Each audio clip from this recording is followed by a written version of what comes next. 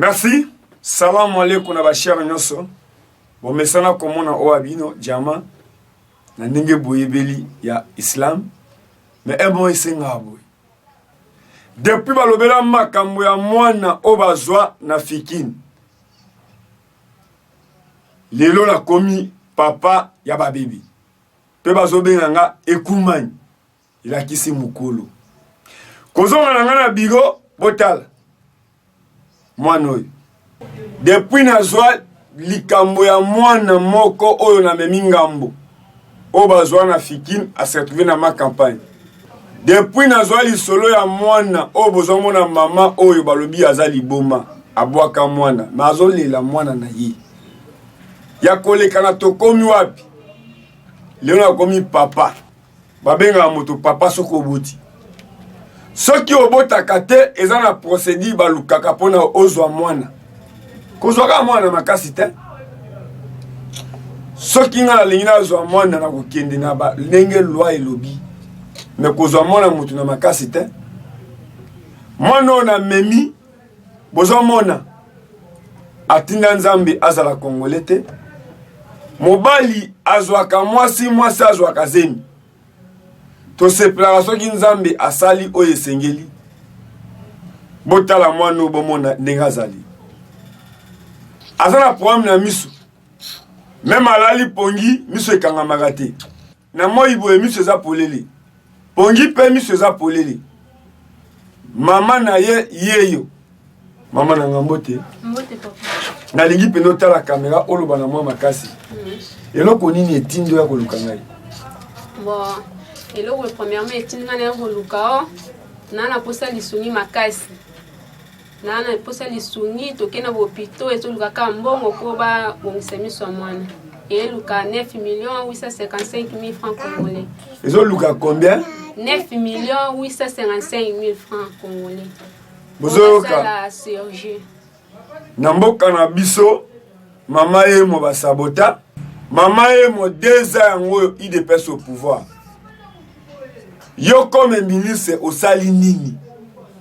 Soki Covid pe eleki lelo. Anga boyema chef de l'État.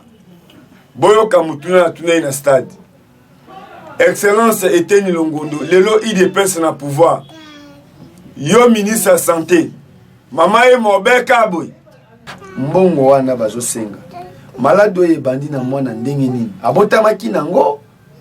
Oui, abotamaki nango, abotamaki ka boye. Mais liso ya gauche oyo. Eza comme azozwa mpepe mwa kokangeza te. Doazo mpepe ndenge ezozwa yezo kisoki se mingi. Nde Aga difficulté au monde. Courage ya koloba. Zo courage ko. Soko lobi te, moi bato ba pasi eza na ezate. Oza jeune fille. Eza na ba congolais bazolanda biso. Ba mama bazolanda biso. Je pense que no ba kotika oboite. Osepeli kobota. Ndenge ba mama ba koko na biso ba bota biso. Nde tozali. Tali sabande kongayo. O ba mesana kosunga. Lelo na tokomi wapi soki lo ba tindi mbongo. To muto ayebi aza na hôpital. Aza na makoki basala mwana o chirurgie yo simba mbongo te, mais souci da ke mwana amona miso ezonga. O alingi ke atinda mbongo na kombo ya Epenge Fofana, to na kombo ya magazine to komi wapi. To na kombo ya mwana mboka Eliezer Tambwe. O akomi papa handicapé. Papa social. Le seul député oyo lelo Eli a lukunga ngo tozo remercier bana lukungo bapona mwana mboka Eliezer. Nazo remercier bana ngwaka, bana jalo, bana madimba, bana ngalema, bana popage. Oyo tobela ke bo fote mwana mboka Eliezer. Député o papa na somba lupango na Kisasa te. Aza villageois. Masali Valère apesi ba villageois Valère. Yani oloba na ba congolais na ba kushi nyos. Message na yo. Pe eloko ezo sala o penda pasi. Malobese pana. Bon, eliboso bomoni mwana. bino peut-être mtu akotala aoyoka pasi bonga mtu naolala na mwana nga mtu nabotaki mwana oyoka ndenge nini na leli yango ezolianga nzoto po naozoyeba te nakende wapi na banda wapi me ataki toza na mama na biso mama Denise toa na papa na biso papa Titekezi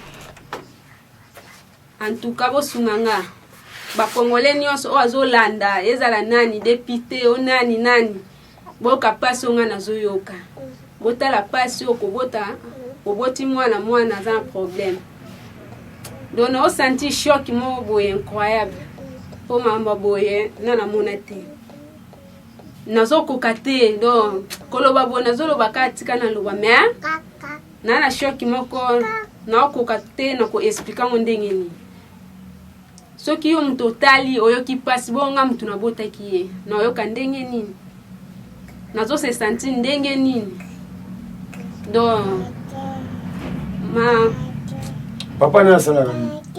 papa ni asala te azaka débrouiller aka boy asala te ya mélodie ga Congo po to tout ba yebi ke no Congo 18 ans tout ça na ba excellence ba docteur ba sénateur ba sénatrice o ba lobi ke no ba sala ki musala to bandaka na Kisasa 18 ans à pouvoir botala zo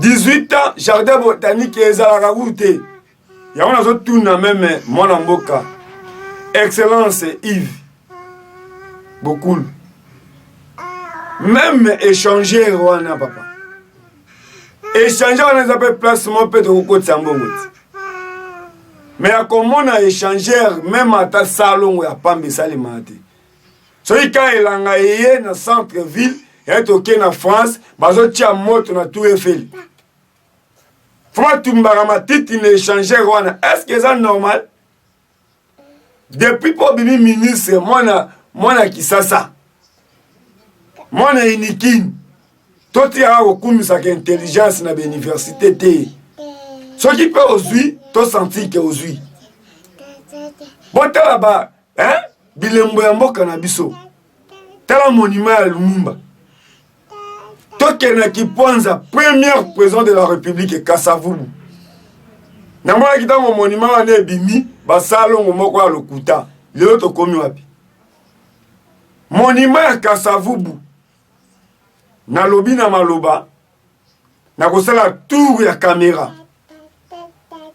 tokomi na échangeur tokomi na Kasavubu tokena mausolée bato bakumisaka kaka musée na munoko banani bavisitaka ta mausolée na ye totikako 9 millions na ndambu akozwa wapi pe jeune fille lokola ye bazotolaka ye me nayebi kengo bacongolais yango na respectaka mingi diaspora solution eutaka toujours na diaspora même les politiciens congolais bazwaka toujours biloko ya badiaspora bazosengaka douane ya pamba bakitisango même biloko si ya pamba okoma mutu moko ya diaspora akozwa ata mama boye kengo tekelanga biloko soki douane ekiti douane ekitaka mpona baindien mpona bachinois mpona balibanais oyo baya kosala biso ji ya festa na kosala démonstration d'ici là festa bokontinue komela yango kaka me bobomaka mbongo ya okenda bohôpital ngai na koteya bino na preuve botala mwana aza venir ya mboka ti mama chômeur papa chômeur me botala maladi mwana abimi nango congolais nani akopesa mwana osuri mama nazo koloba te aza okakoloba te yango nasengi na bato nyonso bandaka tokomi wapi bato nyonso bakontaka na mwana mboka Eliezer leka nkoi aza toujours koi yango nalobaka toujours nalandaka lokolo ya papa to yaya oyo abimisinga yango naremesaka toujours mwana mboka Eliezer aloba na bato te me bamoni keno mwana mboka Didier Kiku Epenge Fofana eza bokasi ya ekipe Amos Lubaki atelemi Manisi Kimbolo atelemi Trésor Zolozolo, Diema Kesela, quand il va caméraman, Naba monter na biso mibali. Merci. Naba tunyo so balanda kabiso. Bomona ka epenge Fofana meza bokasi ya Amos, ya Manix. Yango bomoni koya na ngana bimisa bango ke bomona aka ngaite.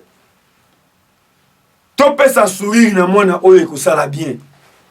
Eza fierté ya mboka.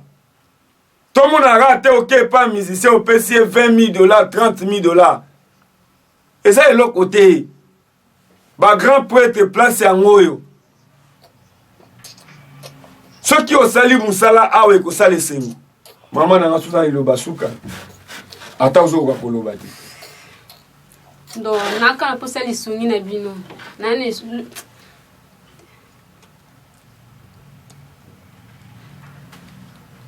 Nazaka na poso ba soutien na bino mingi. En tout cas, bo soutenir nga pona mwana o.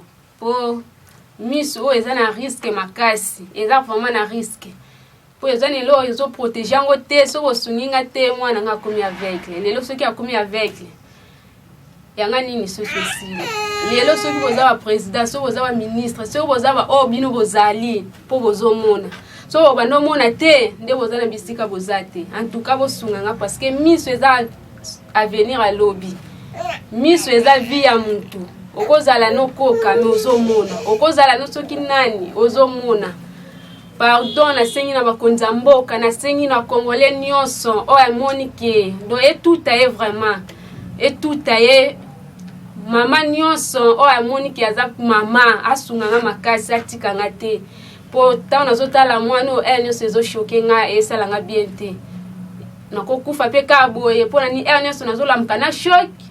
Nazotala nazola na shock nazola mkana shock na wakoka vraiment te. Bo sunga nga vraiment naza na posa vraiment lisungi na bino. So bo sungi nga te na ebite na conteste na nani famille pauvre nana mutu te ya pardon na tsheli ke na nge pa na bino bakonja mboka.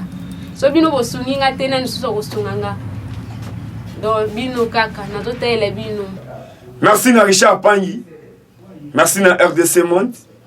Merci na bande konyoso ya pesa moninga suiri na Afrique du Sud. Merci na bande konyoso ya pesa moninga suiri na Canada, États-Unis. Matea oye l'équipe de l'église yango. Offrande oye l'équipe dimi yango. Na lingi congolais moko apesa penda offrande na ina miso ya mwano. Soki mwano amoni elekata moto atongi église o asangisaka bato 1000, 10 000, 50 000 mais changement za na mboka te. Ambien boto na ba église ebele na mboka mais ba kaya boye ezali mais solution ezate. Solution mo na aga toujours na dim na offrande mais bango ba dadi ba sezola kate. Esali pasi. Na yebi keno bato lokola ba Richard Pangi na Milouzi. Bako répondre. Bato lokola Moni Mutetela na kati Angleterre. Papa nanga Moni Mutetela molandi muneni atokomi wapi. Makambo olinga kayangoi. Mwana akufa miso. Era kosunga yangoi. Respect na général Elvis. Respect na mon colonel Dani Oleko force de frappe. Représentant la police à proximité. Moto asangisa Union européenne na RDC. Bongo yo. Na ba fonction na osala kanini. Bota la photo ya général Elvis. Bota la photo ya colonel Dani Oleko. Mokonzi azala kande boyi. Fisto Boko, est-ce que tokosi? Général Elvis nandimela kaye. Mutu oyo acha chango ya kimia. Yako kamo na mboka na biso. Population va réclamer général. Mona chango, motacha chango kimia. Nandimela kaye na reportage na retour. Ya mona mboka Jean-Pierre Mbemba. Mona Congo. Général Elvis atala ba pete na ete. Ozomo ekeno akiti asimi mégaphone. Yenani. Général Elvis. Yo mutozo boya ye. To comparer yo na eti. Ambia boko zo poste mais osala kanini. Ezanga ite. Mais bana chango ba réclamer général Elvis. soni ya komona mboka okulu nazosala face na police tobimisa général Elvis soki mpena kulu na kotala ye meme na miso tomona ye mbemba 10 ans na boloko mais retour moto asime sécurité ye nani général Elvis okoyi na mutu me ndima charisme mpe mosala ya mutu okondima mutu na couleur ndima mpe makoki na ye mo colonel Daniel leko force de frappe eza epenge Fofana te e balanga nzembo baloba mpo ekokisama depuis alongwa na commune ya Kinshasa fai na fai botala insécurité bobimisi bapolisier basala ba sécurité botieli bango moyen merci nakoremercier cellule ya limité résidentielle balalaka pongi te batali bana 6e babimi na kashine ya kotalisa président mpe na parti mpe état de droit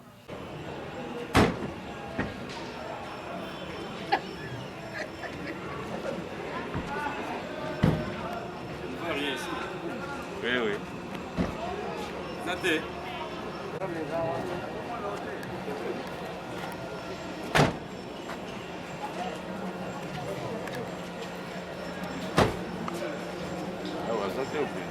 Vous n'étiez pas prêt ou quoi?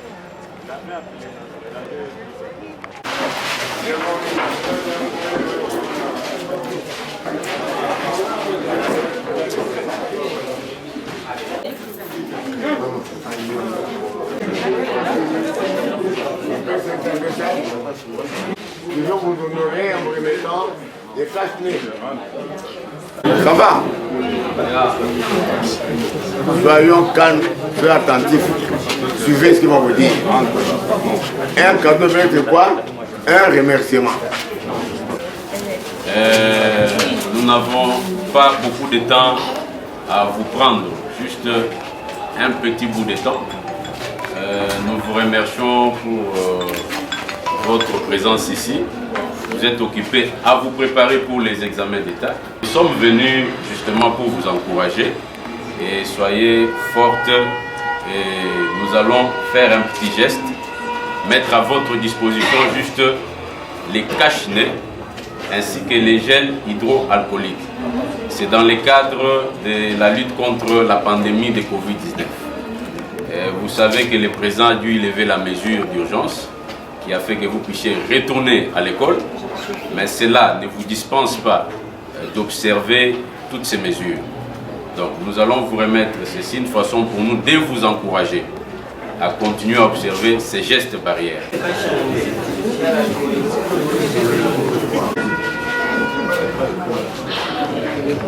On commence par où?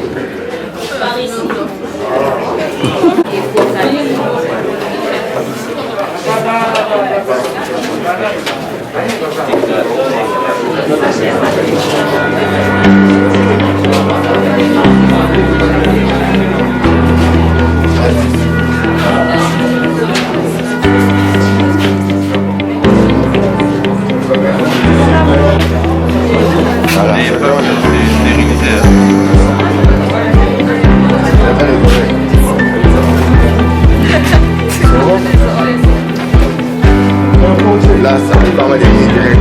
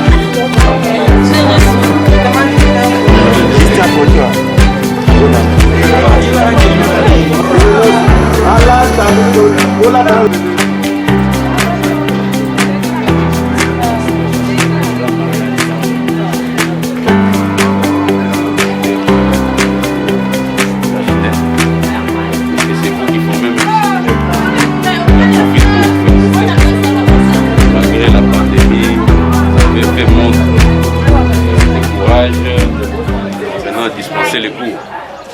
Donc il nous reste quelques masques. nous voulons mettre à votre disposition.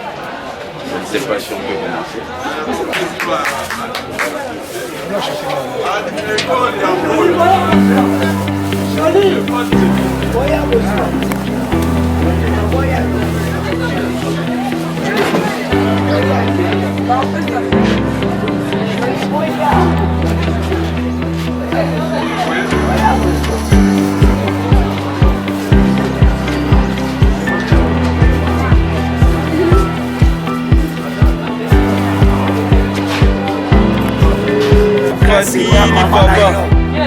Na mama na yo nalinga yo makasi papa umela na yo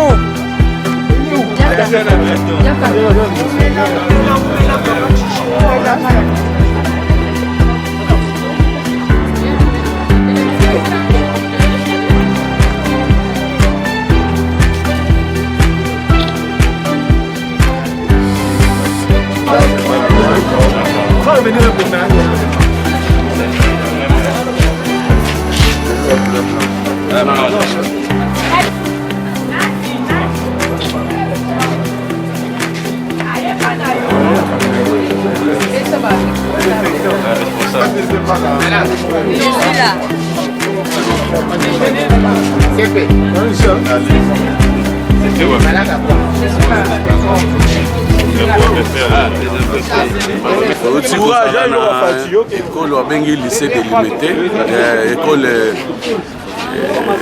technique délimitée. Autour de la geste, en tant que votre mobilisateur, tout soutenir le chef de l'État.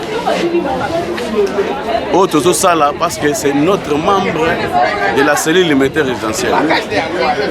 Donc on dit qu'à jamais bana oyo bazo kende au sala examen d'état lundi.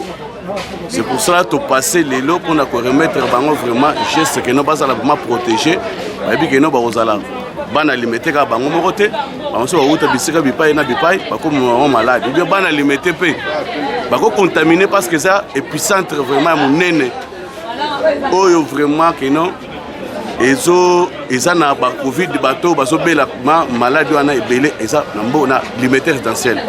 C'est pour cela bana ya limité ba ko contaminé ba mosusu bazo ko sala examen na ba centre ko bazo ta ba centre mosusu ba ko sala na limité. C'est pour ça que ça les gestes pour nous protéger bango.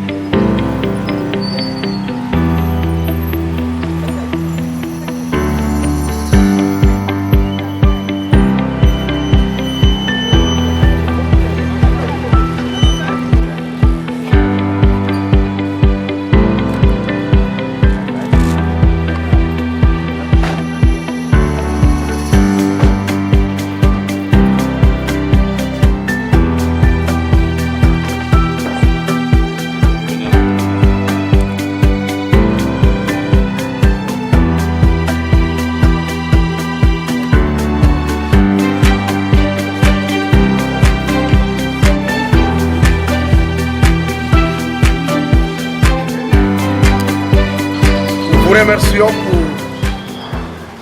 Je crois que le collège Saint-André se voit honoré de vous recevoir ce matin. Et c'est une grande joie, d'autant plus que la semaine passée aussi, nous avions reçu une délégation qui était venue nous rendre visite. Alors ça nous donne de la joie de voir chaque fois des grandes personnalités fouler le sol de notre établissement. Soyez donc remerciés de cette visite. Nous en sommes très contents et nous vous en remercions. Soyez le bienvenu parmi nous. Je crois que vous n'êtes pas venu main bredouille. Vous avez certainement un message à nous adresser. Nous sommes là disposés à entendre ce message. Le promoteur de l'école est là, je crois que vous le connaissez. Et le directeur des études est là aussi. les élèves, quelques professeurs et quelques membres, nos administratifs, le personnel administratif. Le directeur de l'école primaire est là aussi. Je crois que nous représentons toute l'école. Vous savez que tous les élèves ne sont pas là, mais c'est une grande représentation. Je crois qu'avec tout ce que vous voyez ici, vous pouvez vous représenter déjà ce que le collège de Saint-André. Voilà. Directeur, ainsi que les directeurs des études. Nous sommes très honorés par cet accueil très chaleureux que vous nous avez réservé. Nous n'avons pas un long discours à tenir en cette période où les enfants sont plus concentrés à faire face aux épreuves des examens d'État. Nous sommes venus comme nous vous l'avons annoncé. Notre visite s'inscrit dans le cadre de la sensibilisation sur les mesures prises par le président de la République en vue de faire face à ce qu'on appelle la pandémie de Covid-19. Comme vous le savez, la mesure d'urgence, d'état d'urgence a été levée. Mais si la mesure a été levée, cela ne voudrait pas dire qu'on doit relâcher. On doit ignorer que la menace existe. Nous sommes venus effectivement parce que nous avions appris que les écoles ont réouvert, surtout les classes terminales. Nous sommes venus pour vous appuyer dans cette lutte que vous menez contre la Covid-19. Et notre façon de contribuer à cette lutte, c'est de vous offrir bien sûr ce que nous avons apporté, à savoir les cache-nez pour se couvrir les nez, ainsi que le gel hydroalcoolique.